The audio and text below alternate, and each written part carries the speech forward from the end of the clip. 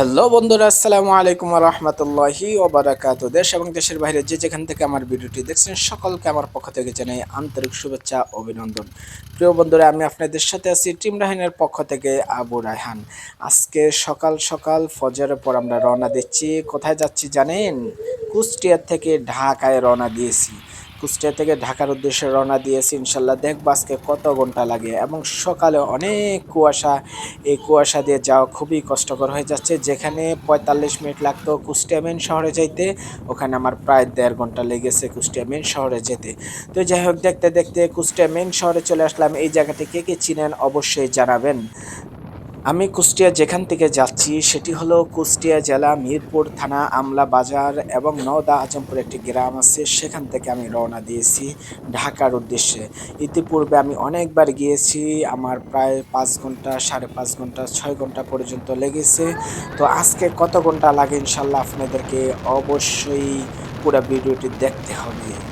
ঢাকা যাওয়ার পথে কাউকে যদি পাওয়া যায় তাহলে নিয়ে যাব, কেননা মানুষদেরকে হেল্প করা এটাই আমাদের কাজ। হাদিসে আসছে, প্রকৃত মুসলমান ওই ব্যক্তি যাহার হাত ও মুখের দ্বারা অপর মুসলমান শান্তিতে থাকে অথবা নিরাপদে থাকে। তো যাই হোক, সে হাদিস অনুযায়ী অবশ্যই একটু হলেও তা আমল হবে। তা আপনারা যারা দূর সফরে যান, একা একা যান, এবং আপনারাও চেষ্টা করবেন যারা বিপদে আছে তাদেরকে হেল্প করার জন্য, এক জায়গা থেকে আরেক জায়গায় নিয়ে যাওয়ার জন্য। তবে এটার জন্য খুবই সাবধানে থাকতে হবে, কেননা দেশের অবস্থা ভালো না। কোন ব্যক্তিকে নিয়ে আবার বিপদে পড়েন, খুবই সাবধানে আপনাদেরকে এই কাজগুলো করতে হবে। নওদা আজমপুর বাজার থেকে চলে আসছি মিরপুর থেকে চলে আসছি কুষ্টিয়া মেন শহর, তারপর হয়েছে কুমারখালী, তারপর হয়েছে খোকসা, তারপর হয়েছে পাংশা, তারপর হয়েছে কালোখালী, তারপর হয়েছে রাজবাড়ি, তারপর হয়েছে ফরিদপুর, তারপর হয়েছে ভাঙ্গা, তারপর হয়েছে পদ্মা সেতু, তারপর হয়েছে ঢাকা। দেখতে দেখতে চলে যাব ঢাকা ইনশাল্লাহ। সম্পূর্ণ ভিডিও জুড়ে অবশ্যই আপনারা আমার সাথেই থাকবেন। তো যাই হোক, রাজবাড়ী জেলা পার হয়ে চলে আসছি ফরিদপুরের দিকে যাচ্ছি। কুষ্টিয়া এবং রাজবাড়ী এবং ফরিদপুর এবং ঢাকার লোক যারা আমার এই ভিডিওটি দেখবেন, অবশ্যই আপনারা আমাকে কমেন্টে জানাবেন কে কোথা থেকে ভিডিওটি দেখছেন। অবশ্যই আপনারা কমেন্ট করবেন, তাহলে আমি বুঝতে পারবো আপনারা কোথা থেকে আমার এই ভিডিওটি দেখেছেন। আর আমাদের চ্যানেলটি নতুন, অবশ্যই আপনারা সাবস্ক্রাইব করে আমাদের সাথে থাকবেন। দেখতে দেখতে চলে আসলাম ফরিদপুর জেলাও পার হয়ে চলে আসলাম ভাঙ্গার অধিক।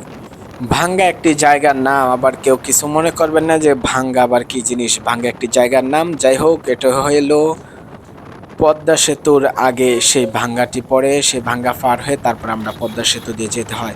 তো যাই হোক, দুঃখের ব্যাপার হলো আমরা পদ্মা সেতুতে ভিডিও করতে পারি নাই, কেননা ওখানে ভিডিও করতে দেওয়া হয়নি, তার জন্য ভিডিও করতে পারিনি। এবং সিসি ক্যামেরা আছে, পুলিশ আছে, অনেকেই সমস্যা হয় ভিডিও করতে। তো যাই হোক, এই জন্য ভিডিও করতে পারি নাই, দুঃখিত সেজন্য। কিন্তু পরবর্তীতে ইনশাল্লাহ আপনাদেরকে আমি আবার কুষ্টিয়া যাওয়ার পথে অবশ্যই পদ্মা সেতুর ভিডিও করবই, যতই কষ্ট হোক।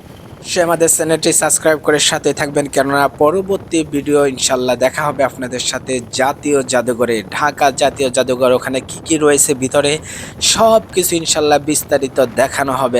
সব কিছু দেখানো হবে আপনাদেরকে ভিডিওর মাধ্যমে। অবশ্যই আমাদের চ্যানেলটি সাবস্ক্রাইব করে আমাদের সাথেই থাকবেন পরবর্তী ভিডিওটি দেখার জন্য। ইতিপূর্বে কুষ্টিয়া নিয়ে অনেক ভিডিও বানিয়েছি, আপনারা অবশ্যই আমাদের সেই ভিডিওগুলো দেখে আসবেন এবং আমাদেরকে অবশ্যই অনেক অনেক বেশি সাপোর্ট করবেন, অনেক বেশি ভালোবাসা দিবেন। দেখতে দেখতে চলে আসলাম যাত্রাবাড়ি, সেই বিখ্যাত জায়গা যেখানে জ্যাম তো থাকবেই। তো যাই হোক, মাছের বাজার আছে এবং এখানে ফলের বাজার আছে। তো যেহেতু তরমুজের সিজন, তার জন্য তরমুজও বিক্রি করে এখানে পাইকারি বাজার, তার জন্য একটু জ্যামজট থাকতেছে। তো যাই হোক, সংক্ষেপে আপনাদেরকে ভিডিওটি দেখাচ্ছি, খুবই টেনে দেখাচ্ছি যাতে আপনাদের কষ্ট না হয়। তো যাই হোক, অনেক কষ্ট করে জ্যামজট পার হয়ে যাত্রাবাড়ি থেকে চলে গেলাম বাসার দিকে। যাই হোক, নারায়ণগঞ্জ বাসার এলাকায় ঢুকে গিয়েছি।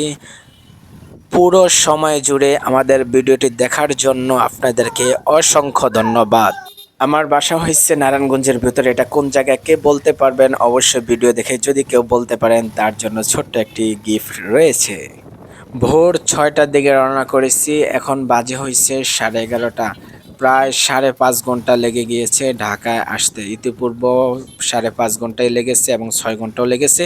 তো যাই হোক আজকে 5.5 ঘন্টার ভিতরে ঢাকা চলে আসছি, কোনো সমস্যা হয়নি আলহামদুলিল্লাহ, এটাই সবচেয়ে বড় কথা। তো যাই হোক বাসার গলিতে ঢুকে গিয়ে পুরো ভিডিও জুড়ে থাকার জন্য আপনাদেরকে অসংখ্য ধন্যবাদ। ইনশাল্লাহ পরবর্তীতে দেখা হবে ঢাকা জাদুঘরের ভিডিও নিয়ে। ইনশাল্লাহ জাদুঘরে কি কি আছে বিস্তারিত আপনাদেরকে দেখানো হবে। আমাদের পুরো ভিডিওটি দেখার জন্য আপনাদেরকে অসংখ্য ধন্যবাদ। আসসালামু আলাইকুম রহমতুল্লাহি ওয়া বারাকাতুহু।